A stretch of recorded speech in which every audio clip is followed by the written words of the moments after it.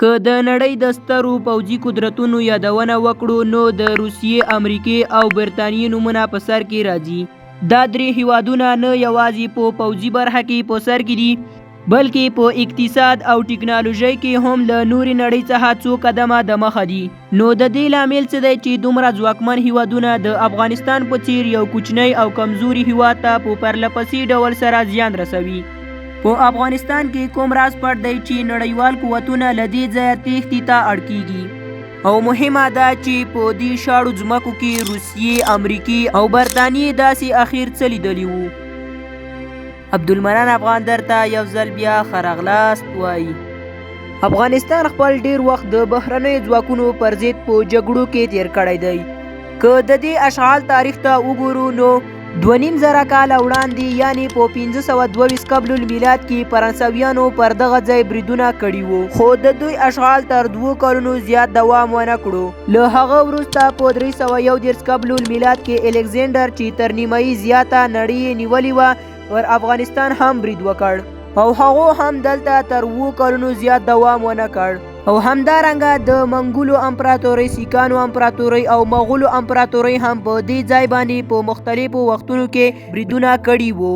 منګول 2 کاله یوازې دلته پاتې شول په داسې حال کې چې مغول او سیکانو دلته یو کال واکمني کړې وه.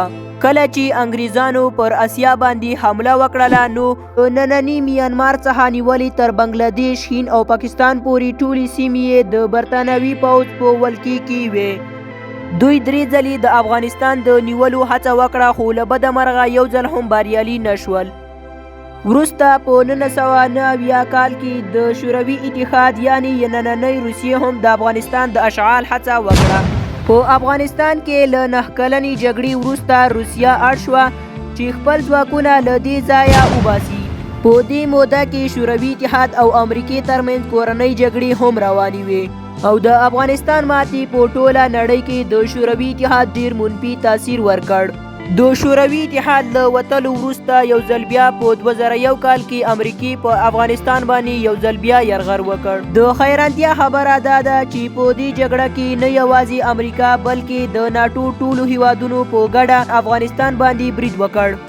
له یو خوا برطانیه، کاناډا، جرمني، ایټالیا، فرانسه، ډینمارک او پولینډ په ګډون 14 بیلابیل ځواکمن هیوادونه وو، خو له بلې خوا افغانستان په یوازې ځان دغه جګړه پر مخ وړله. د افغانستان طالبانو پر ضد دې جګړې 20 کاله دوام وکړ او په پایله کې حالات داسې کچې ته ورسېدل چې په 2021 کال کې د طالبانو سره د امریکایي ځواکونو د وتلو تړون لاسلیک شو. کارپوهان وایي چې په دې 20 کلنه جګړې کې امریکایي ځواکونو د افغانستان یوازې 15 سلنه خاوره تر کنټرول لاندې راوستې وه. د افغانستان ټول مساحت د فرانسې په پرتله لږ لوی دی، په داسې حال کې چې نفوس یې د امریکې د کالیفورنیا ایالت څخه کم دی.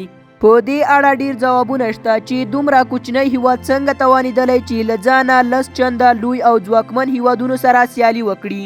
تر ټولو لوی جواب یې د افغانستان هیواد جغرافیایي موقعیت دی. افغانستان هیواد پکې موقعیت لري. افغانستان د ازبک، تاجک او پښتون په ګډون بیلابیلو قومونو څخه جوړ شوی دی. دا ټول سرحدونه د افغانستان لخوا نه بلکې د بهرنیو ځواکونو لخوا 120 کاله دمخه جوړ شوي وو. که د افغانستان هیواد د جنوبي پولو خبره وکړو نو دلته پښتانه د سلګونو کلونو راهیسې ژوند کوي، خو حقیقت دا دی چې په افغانستان کې د میشتو افغانانو په پرتله ډیر پښتانه په پاکستان کې اوسېږي. د پولې له جوړېدو مخکې هم د افغانستان په ختیځ او لویدیځ کې پښتنو ژوند کاوه. د دغو پښتنو نیمایي کورنۍ په افغانستان او نیمایي کورنۍ په پاکستان کې ژوند کوي. کله چې انګریزانو پوله تعریف کړه نو د دې پښتنو لپاره یې دومره اهمیت نه درلود، ځکه دا پوله یوه خیالي کرښه وه. لکه څنګه چې به د پولې د ټاکلو مخکې یو له بل سره لیده کاته کول، د پولې له جوړېدو څخه وروسته هم یو له بل سره لیده کاته کول. د دې پولې ډیره برخه له لوړو غرونو څخه تیریږي. له همدې امله د دې پولې کنټرول د پاکستان او افغانستان لپاره د ننګونو ډک دی. دا پوله چې د ډیورنډ کرښې په نوم یادېږي 2640 کیلومتره اوږدوالی لري. لږ تر لږه 300 داسې ځایونه لري چې د پولې څخه ترې تیریدای شي. له دې څخه په ګټې اخیستنې سره دلته د نشایي توکو وسلو او وسلوالو قاچاق هم ډیر عام شوی دی. په افغانستان کې میش وسلوال په ډېرې اسانۍ سره پاکستان ته راتلل او له هغه ځایه نوي وسلوال تیارول او بیرته افغانستان ته رالیږل. دې حالاتو ته په کتو سره د ډیورنډ کرښه د نړۍ تر ټولو خطرناکه کرښه هم بلل کیږي. که موږ د افغانستان نقشې ته وګورو نو دا په وچه کې راګیر هیواد دی، یعنی په دې باندې به برید کول خورا ستونزمن کار وي ځکه چې څلورو خواو ته هیوادونه دي چې پکې ایران، ترکمنستان، ازبکستان، تاجکستان، چین او پاکستان شامل دي. او همدارنګه که چیرته موږ د افغانستان پولو ته وګورو نو دلته غرونه موجود دي چې له دغو غرونو څخه تیریدل خورا ستونزمن دي. خو یاد ولرئ چې افغانستان بې له شکه د لوی وچې مرکز دی، مګر د نفوسو کموالی هم د دې غرونو د سخت حالات له امله دی چې د هندوکش د غرونو لړۍ بلل کیږي. دا ساحه دومره لوړه او دومره خطرناکه ده چې دلته ژوندي پاتې کېدل او تیریدل تقریبا ناممکنه ده. دغه لوړ غرونه د افغانستان هیواد 15 سلنه خاوره پوښي. که د ټول هیواد په اړه خبره وکړو نو تر 50 سلنه ډیره مساحت یې د 2000 مترو په لوړوالي کې دی. دا غرونه افغانستان ته د طبیعي دیوال په توګه کار کوي چې بهرني ځواکونه له دې څخه نه خبره دي، خو د سیمې خلک له دغو غرونو څخه ډیر ښه خبر دي. کله چې روسانو پر افغانستان برید وکړ، وسلوال په دې غرونو کې پټیدل او د روسانو په ټانګونو او پوځیانو یې بریدونه کول. بیا به په دې غرونو کې پټیدل چې موندل یې ناشوني ول. ډیری وختونه وسلوالو حتی ټولې لارې او سړکونه په بمونو الوزول چې له امله یې روسانو د څو میاشتو لپاره د پرمختګ توان نه درلود. په داسې حال کې چې د هندوکش د غرونو لړۍ د برید کوونکو مخه نیسي، دا د یو ښار څخه بل ښار ته د توکو او اکمالاتو لیږدول هم یوه ننګونه وه. دلته په لسګونه کلي شته چې بېلابېل قومونه پکې ژوند کوي، خو د غرنیو لارو له امله اکثره قومونه په خپل منځ کې اړیکې نه لري ځکه له یوې وادي څخه بلې وادي ته تګ خورا ستونزمن دی. له همدې امله د دغو قومونو د کلیو په منځ کې جلا نړۍ جوړه ده. دوی خپل قانون لري او اکثره قومونه یې خپل امنیت پخپله کوي.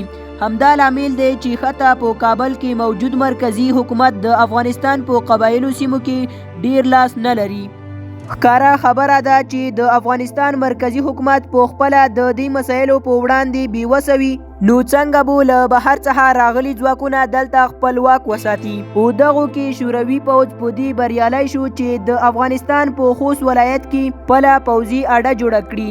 دا اډه په یوه دره کې جوړه شوې وه چې د ټولو خواوو له غرونو څخه محاصره شوې وه. له دې کاره په ګټې اخیستنې سره افغان وسلوالو په دې غرونو کې خپلې خیمې ودرولې او شوروي اډه یې له ټولو خواو محاصره کړه ځکه چې دغه وسلوال په لوړ مقام کې وو. له همدې امله دوی درې ته د رسیدو ټولې لارې بندي کړې وې. خبره داسې حد ته ورسېده چې د شوروي پوځ اکمالات بند او محاصره شول چې د شوروي اتحاد زیات ځواکونه د افغانستان جنګیالیو لخوا ووژل شول او بالاخره یې خپلې تېښتې ته اړ کړل. کله چې امریکایانو په 2001 کال کې د دغه ځای د نیولو هڅه وکړه، د ناټو له ټولو هیوادونو څخه 1,10,000 ځواکونه د هوا له لارې افغانستان ته واستول شول. خو دومره لوی ځواک لپاره منظم اکمالات، مهمات، ټانګونه او لارۍ د پاکستان د خیبر له لارې رالیږل کېدل. افغان وسلوال په دې ښه پوهېدل چې د خیبر لاره د امریکا لپاره څومره مهمه ده. له همدې امله دوی هیڅکله په غرونو کې پاتې کېدو پر مهال پر لاریو د برید کولو فرصت له لاسه نه ورکوو. په 2009 کال کې هغوی د خیبر یوه مهمه لاره له منځه یوړه.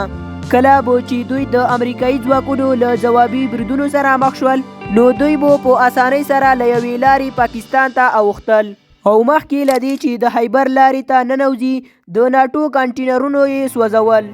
ناټو ځواکونو هم په افغانستان کې د وسلوالو د منځه وړلو کې له افغانستان حکومت سره مرسته وکړه او هلته هم د ګڼو ځایي خلکو ته په دې جګړه کې د ګډون برخه ورکړه. په دې 100 کلنې جګړې کې امریکې د افغانستان هیواد یوازې 15 سلنه خاوره نیولې وه او پاتې برخه یې لا هم نه وه نیولې. د یوې سروې له مخې امریکې په افغانستان کې 2.3 تریلیونه ډالر مصرف کړي وو. خو څنګه او ولې د افغانستان نیول او هلته پاتې کیدل دومره ناممکن کار دی؟ د دې جواب د افغانستان جغرافیایي جوړښت دی. افغانستان د اسیا په منځ کې پروت دی، له همدې امله ورته د اسیا زړه هم ویل کیږي، ځکه چې افغانستان د اسیا په منځ کې موقعیت لري او نور هیوادونه یې په شاوخوا کې پراته دي. او همدارنګه افغانستان د غرونو جغرافیایي او ولسي جوړښت له کبله پردي ځواکونه دلته د اوږدمهاله واکمنۍ توان نه لري. دا عوامل افغانستان د نړۍ لپاره داسې یوه ستراتیژیکه سیمه ګرځولې چې لوی ځواکونه یې له نیولو عاجز دي.